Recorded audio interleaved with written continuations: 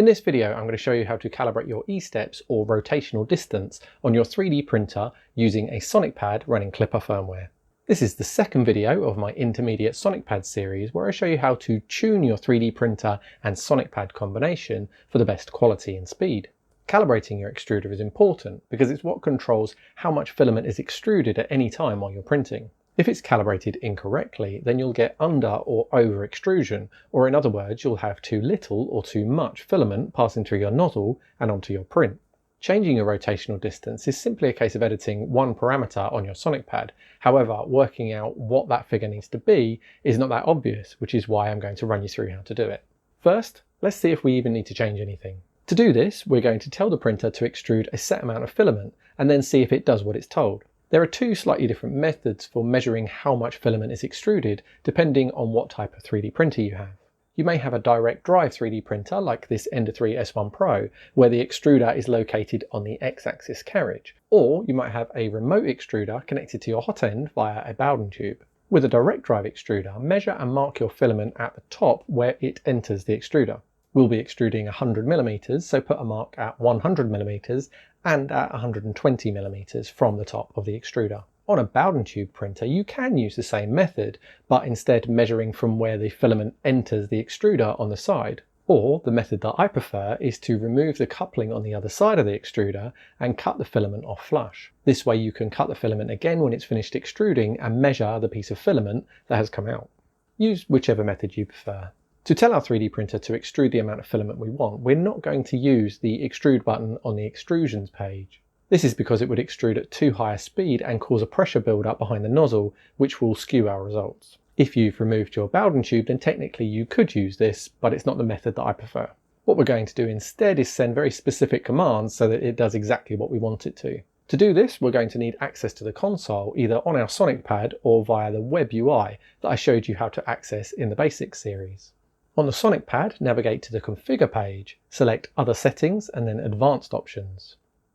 At the top, you'll see an option to turn on the console.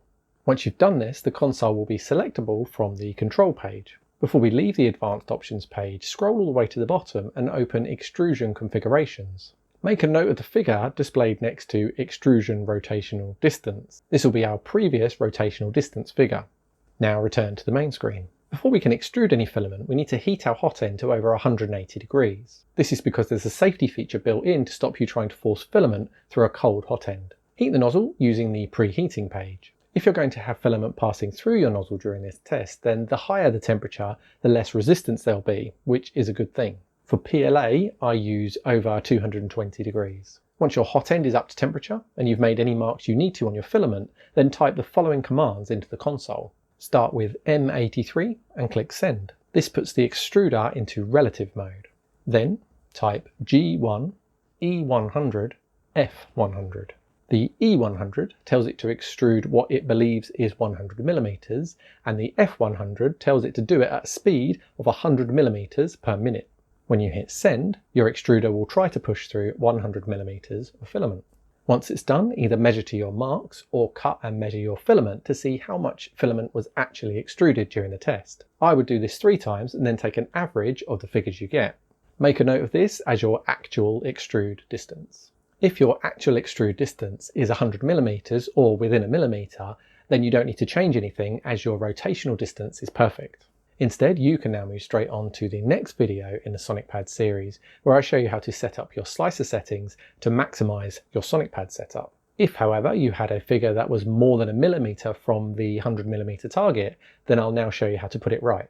What we're going to do is take your actual extrude distance and your current rotational distance and calculate what your new rotational distance should be. I'll use my figures as an example. The average of my actual extrude distance was 104mm, and my previous rotational distance was 32.473. Divide your actual extrude distance by your requested extrude distance, which, if you followed my advice, will be 100mm. For me, that means typing 104 divided by 100, which gives me 1.04. Then multiply this result by your previous rotational distance. For me, this is 1.04 multiplied by 32.473.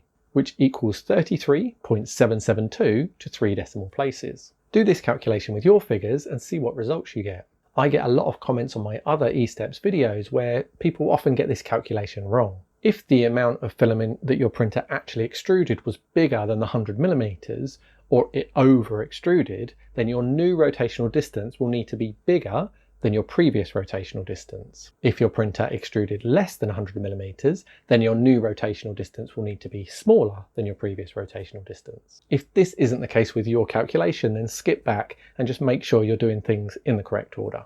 Once you're happy with your result, then navigate back to the extrusion configurations page on your Sonic Pad and overtype the extrusion rotational distance with your new figure and hit save. Your Sonic Pad will reboot to save the figures.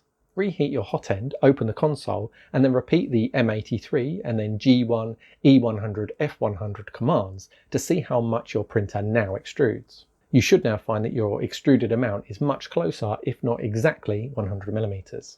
When you're done, enter M82 and click send, which puts your printer back into absolute positioning mode. You can repeat this process if you're not 100% satisfied with the result, but once you are happy, it's time to move on to look at your slicer settings to start increasing your print speeds. Click here to go to that video now. I'll see you there.